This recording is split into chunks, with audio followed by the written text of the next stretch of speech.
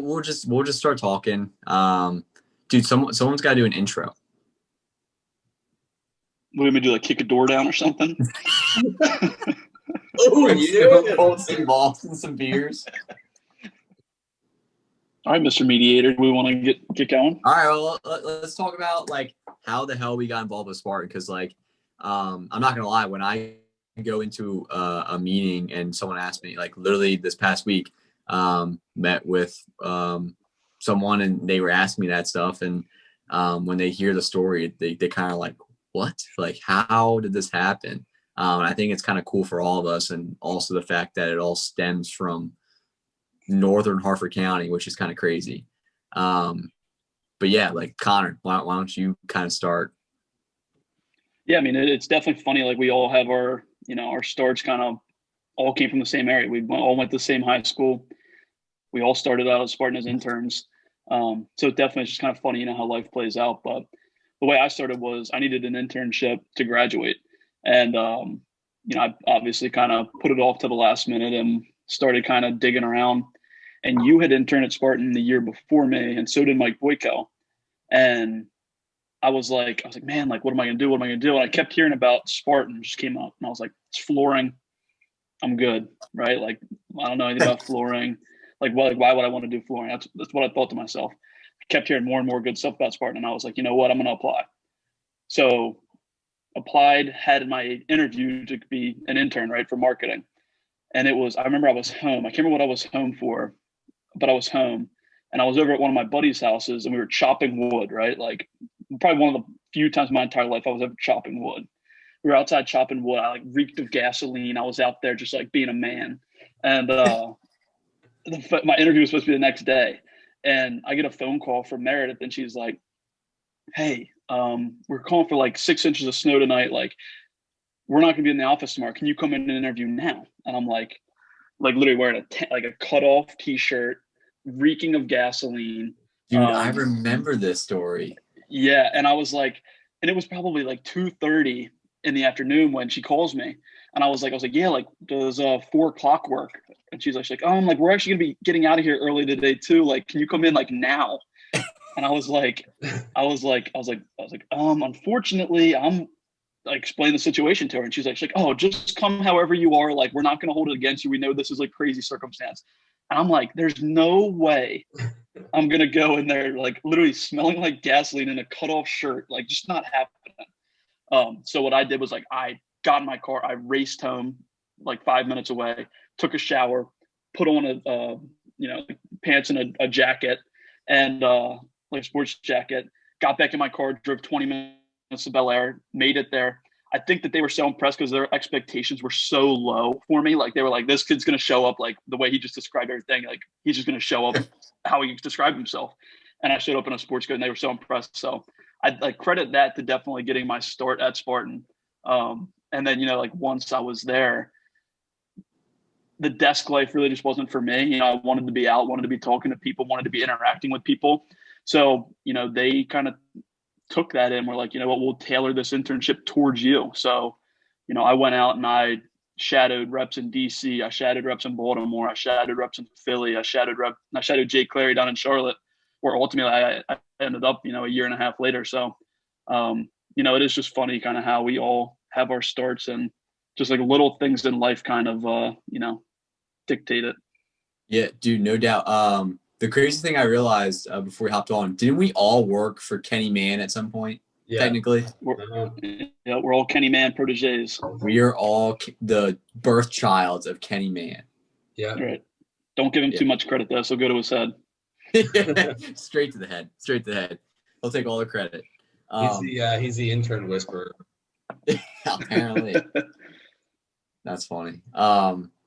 Dude, I was also thinking about it, and you're totally right about just like kind of, I think all of us, this wasn't supposed to happen. It just kind of did. But going back to how we first knew each other, we all went to high school together and whatnot.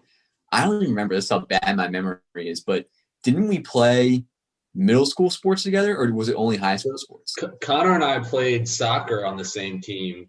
Back in early middle school. Northern Elite with under Sean Curtin, right? Sean Curtin. Yeah. That was like 6th grade. Yeah. But I feel like, I mean, like we played high school sports together, but I feel like I maybe had met you guys a couple times through our moms are friends too, obviously. So like, I feel like maybe I met you guys once or twice there when we were little. But our moms work at the same elementary school. Yeah. Really weird. Yeah. Really weird. It's pretty strange.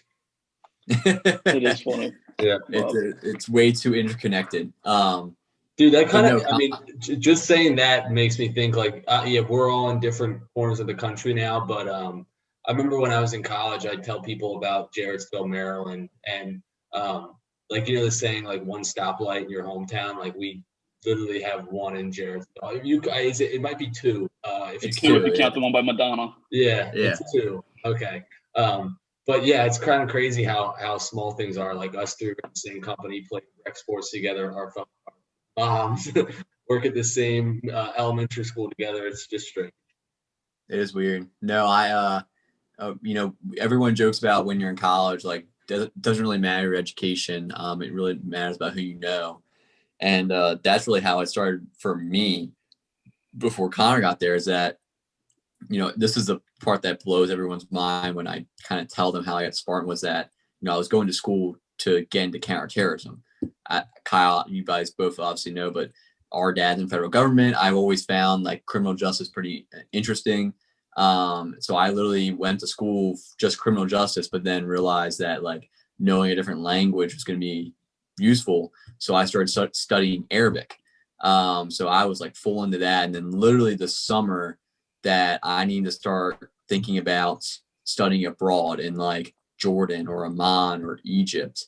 That's the only way and the best way to learn the language really quickly, is when Ryan Feiss introduced me to Spartan. He was like, do you have like a summer internship? And I was like, no, that'd be great. And next thing you know, I'm working for Spartan and not doing the study abroad program, which is kind of crazy. Did Ryan want you to do the warehouse with him, and or were they actually looking for customer service positions? No, that was a year that Ryan and I were really close, and I think I remember him telling me that he got that gig, and I was like, "Are they hiring?" And he was like, "Yeah." Like, do you want something I can ask? I was like, "Sure." Like, I'll take anything. So next thing you know, that kind of happened, and I did help him out in the warehouse some, but I was kind of wore different hats, just trying to learn everything. Wasn't there Ryan Warren? Wasn't there some influence there too? Because he interned at Spartan, didn't he? Yeah, that too. Honestly, Ryan Warren was kind of the first one of like our group of friends that knows it. But that leads me to my point. It was so funny. I remember I really try to remember for this who asked me, but I remember walking in on my first or second day, and I was still getting shown around, and someone came up to me and was like, like, "Hey, nice to meet you." I was like, "Yeah, Colin, nice to meet you too." And they were like, "So who do you know here?" And I was like, "What?" And they were like, "Listen, like you only work at Spartan if you know someone at Spartan." And I was like, "Really?" Like I kind of knew of a friend. I guess that's how it worked out. She was like, "Oh, that makes sense." But yeah, so it was just interesting. And, now we have 3 of us from the same high school spread out. It is kind of true in a way, which 4 is of funny. us. You want to count Mike too. But yep, Boyko. That's definitely changing, though. I don't think, it maybe it used to be true that you don't work at Spartan unless you know somebody at Spartan. I think there's a lot more outside recruiting going on now. Yeah, I mean, as the company grows, reputation grows, and it doesn't, word of mouth kind of travels quick, Yeah.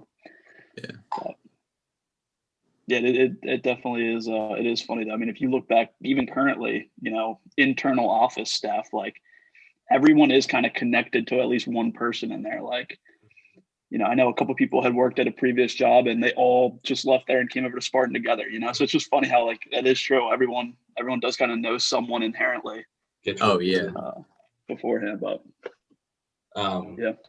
I was say, Kyle, I honestly don't even really remember. Was it more so because a handful of us got it and we were like, "You should definitely take it because we love it so much"? Well, my story kind of segues nicely from Connor's, because obviously you were at Spartan as an intern, and then I interned the following summer going into my junior year of college. So you interned just going into your senior year, right? Yeah. Yeah. So just one year as an intern, then you went away to college, and then you took your customer service position. Right. So I started interning going into my junior year of college at Spartan. I was under Ken Mann, and I think it went well. Him and I hit it off fairly well, and that was a good summer. And I left there with the intention of coming back the following summer to, I remember I had sat down with Meredith, and I asked about doing something similar to what Connor had set up, where he was marketing focused, but then also on the road whenever he could be. So Connor, you did what, like 5-6 trips over the course of that, like what, 8-12 weeks summer internship? Yeah, I'd probably say more than that. Yeah, I'd probably say closer to 10 total. Yeah. Yeah. So I left that summer like hoping that I could, finagle something along those lines, kind of like how Connor had it set up. And I remember, Ken had asked me if I wanted to come back once it got closer to summer. I told him, yeah, and I had switched majors to marketing, but I really was doing marketing not because I wanted to be in like a marketing role, but because I wanted to be in sales. Right. You could have a sales focus with marketing. So I talked to Ken and I was like, hey, I'd love to come back and do the data entry customer service again. I liked working on Ken. But if there's a chance that I can blend that with sales, kind of like how Connor did with marketing and sales, then I'd love to do that. And he's like, yeah, of course we can do that. He talked to a couple people. And I remember I actually got on a Zoom call with, or not a Zoom, I met him in person. It was I don't know why I'm thinking Zoom, because that's what we're on. Yeah, but it was me,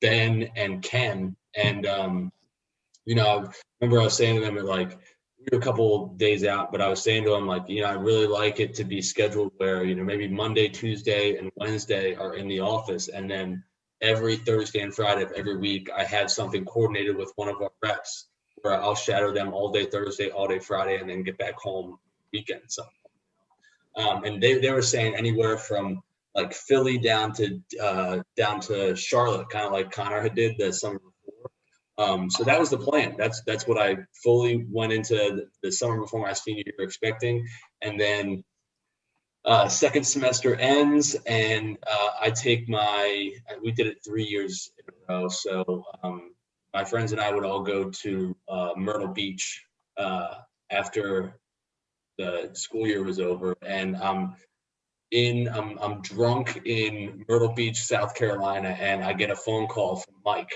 Vlasic, and so this is like 2 weeks before I'm supposed to start as an intern with this position. I got all worked out with Ken and the sales team and everything, and Mike's like, hey, basically, long story short, he was saying that he talked to Kevin. They were in need of an intern out in Chicago. Do I have a connection in Chicago potentially where if I was interested, I could stay with them? Because I would need they wouldn't put me up in an apartment somewhere just to intern. But if I had a connection, it might work out. And my college roommate Aaron, he lives about 45 minutes outside the city in the suburbs. So within a week, I told Mike it all checks out, and I wanted to come out and do full-time sales internship. And a week later, I was driving out to Chicago for the summer. So, yeah. I honestly forgot about the beginning part of that story about how quickly it all happened, but that is pretty crazy. Seems on par for the course though with how everything does happen. It's very quick. Dude, didn't something in Chicago, but I do remember, Kyle, you came home from a summer in Chicago dragging out your O's like a Midwesterner. It was 100% true. It was happening. It was no doubt.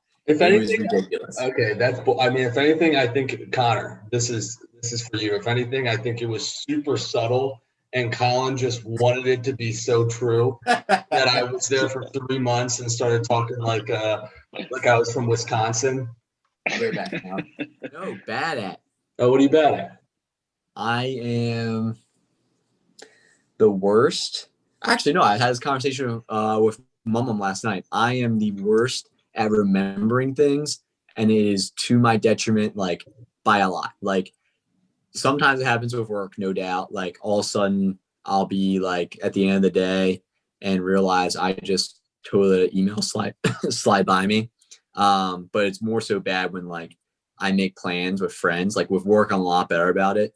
But like I'll make plans with friends on like a Tuesday night, and then Friday night comes around and like I didn't tell Katie about it. I forgot about the plans myself.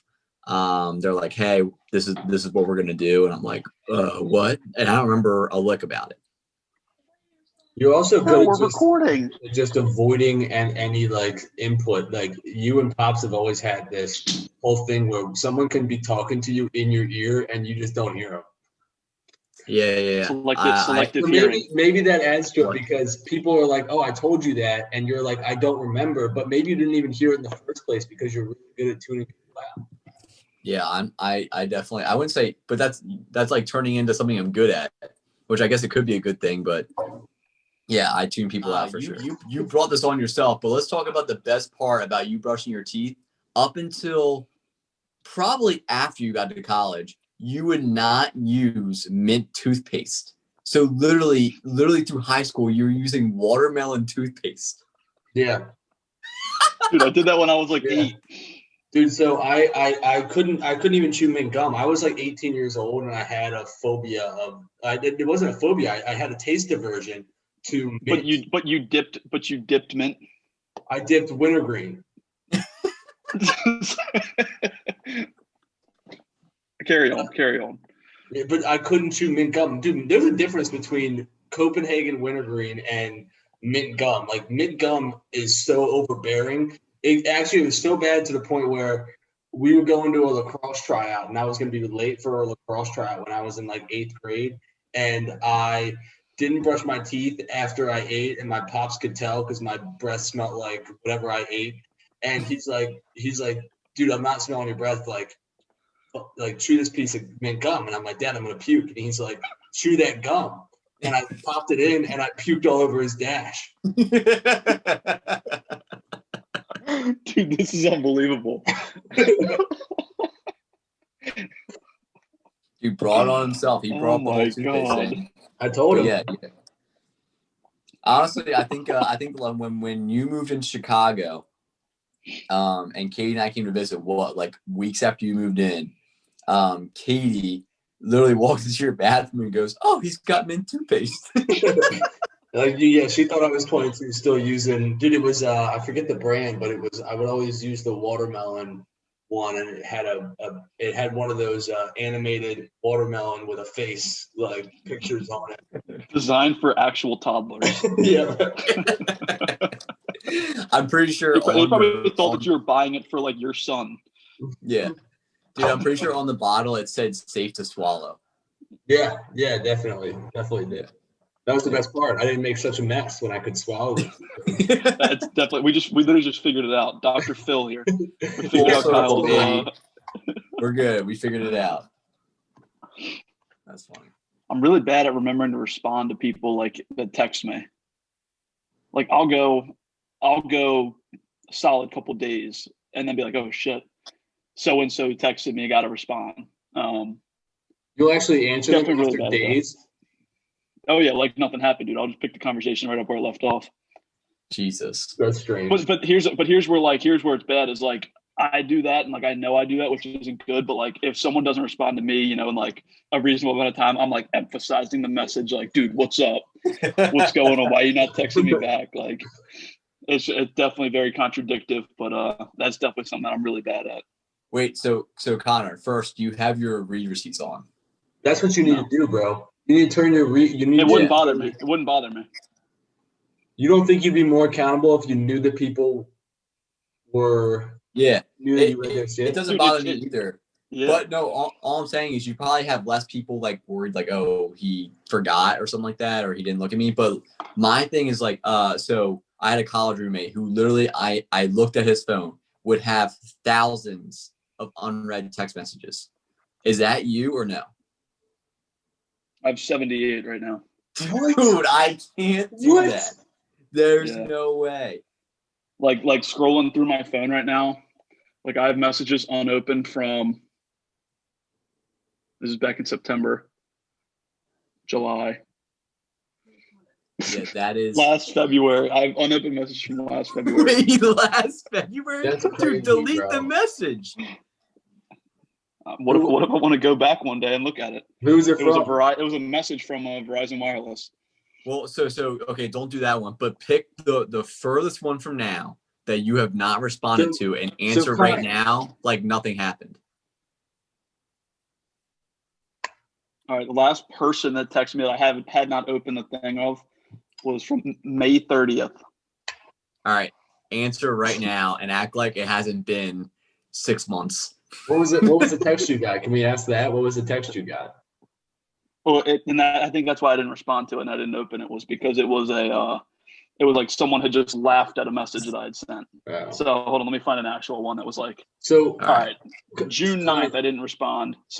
I wished someone a happy birthday and they said thanks. So like, I guess it's not that bad. It's not like I'm like just like not answering a question or something, you know, but I definitely didn't bad at, like opening messages.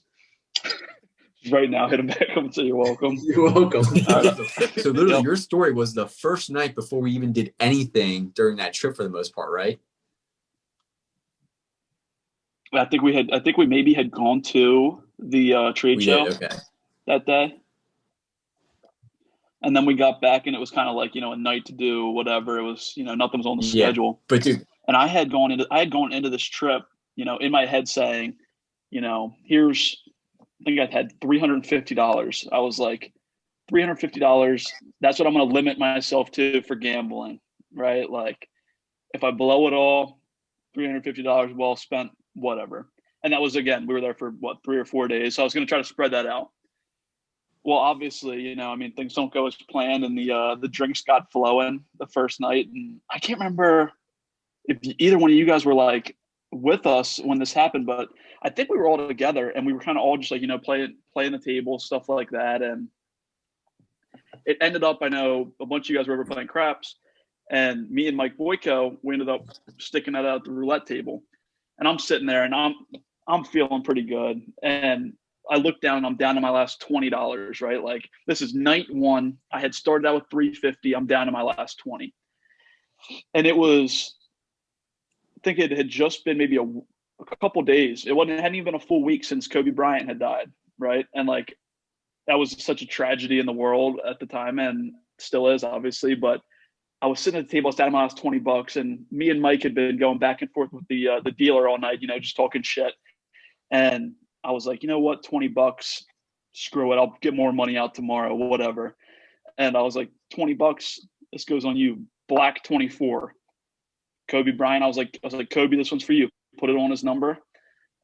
Guy spins it. I'm kind of like, you know, I'm like, you know what, whatever, I'm out. Like, I'll get more money out tomorrow. So I'm kind of like looking over here at Mike, and the dealer goes, dude, you just hit. I think he's messing with me. And I'm like, yeah, right. He's like, I'm serious, you just hit. I stand up, look at it, right on, black 24. I was like, holy shit, let's go. Like, turn $20 into like 1,500 real quick. It was awesome. So like immediately, somehow, like my brain sobered up real quick. I was like, all right, you're the biggest idiot in the world if you don't at least take the 350 you originally came with and go and put that in your suitcase and lock that shit away. Yeah. So at least I'm breaking even at the very least. You know, I'm not losing any money. Which unfortunately that is exactly what happened. And I put away the 350 and the rest of the money disappeared over the next 3 days. But you know, the fact that KJ took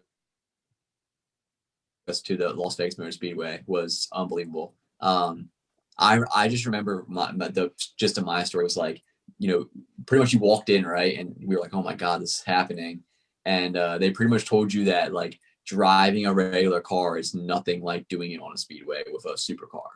And I was like, okay, whatever. So the really gist of their story was just listen to the instructor in the passenger seat. Okay. So I go in, and honestly, once I got into the car, I was nervous as hell because when they took us on that test ride in a Porsche SUV, I felt like the car was going to flip over. I was like, oh my God, man, these guys are flying. So I get in there. I'm like, all right, I want to go fast. He's like, okay, cool. So I forget what I drove first. I think it was the Lamborghini Huracan or something like that. And I did decent. But once I got that under my belt, I was like, oh man, like I know what I'm doing now. And I walked up to the second guy and I was like, all right, I was like a Porsche GT3S or something like that. And I was like, listen, I want, we have a bet on who's going to get the fastest lap. Like, I want to win that. So, all right. So I remember at one point, a few times you downcheck before he says to or after, and you kind of screw up or whatever. But at one point, I was on a lap doing really, really well. And I'm getting to the end. And I told him, I was like, make sure I'm pushing this to the limit. And, at one point I'm skidding out around a corner, like perfectly.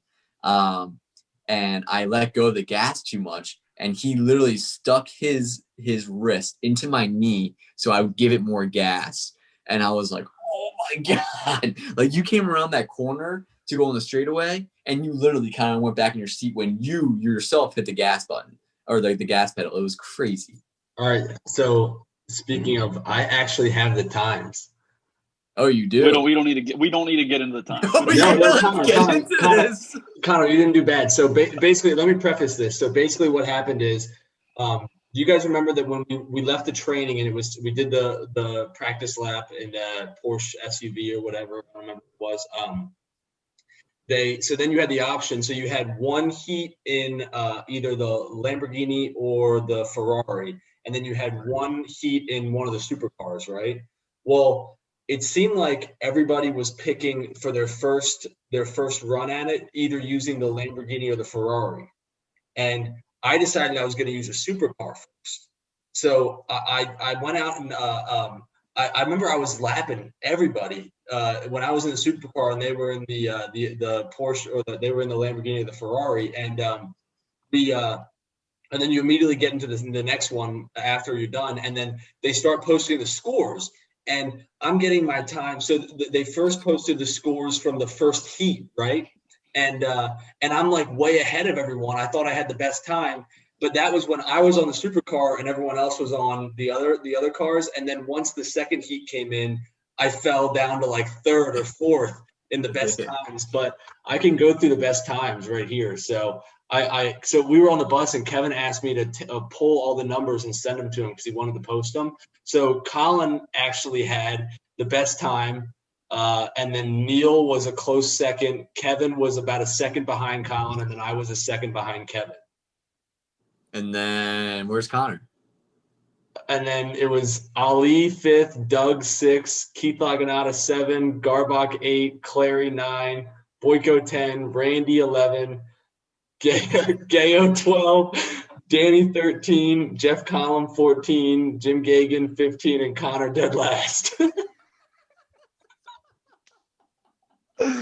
So, dude, let me explain myself a little bit. Wait, Connor's best time was a whole. So, Colin, your best time was about 55 seconds. Connor's was 1:06. Was that my worst time? That was your best time. No. But was my worst time better than his best time? Probably.